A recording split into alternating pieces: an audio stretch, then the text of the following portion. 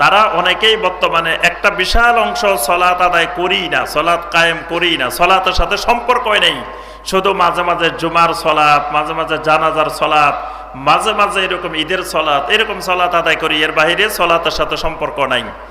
আর যারা সালাত আদায় করি তাদের মধ্যেও অনেকেই আমরা নিজেদের মন গড়া, নিজেদের ইচ্ছা মতো সালাত আদায় করি। কিন্তু সালাত একটি গুরুত্বপূর্ণ ইবাদত, আর প্রত্যেকটি ইবাদত কবুল হইতে হলে দুটি গুরুত্বপূর্ণ শর্ত রয়েছে। একটি হলো ইখলাস থাকতে হবে, আরেকটি হলো ওই ইবাদতটি রাসূলুল্লাহ সাল্লাল্লাহু আলাইহি ওয়াসাল্লামের সুন্নত অনুযায়ী হওয়া লাগবেই। তাহলে সালাতও আমার নিজের ইচ্ছা মতো মন গড়া আদায় করলে সালাত আল্লাহ রাব্বুল আলামিন কবুল করেন না। সালাতটাকে অবশ্যই আদায় করতে হবে রাসূলুল্লাহ সাল্লাল্লাহু আলাইহি ওয়াসাল্লাম যেইভাবে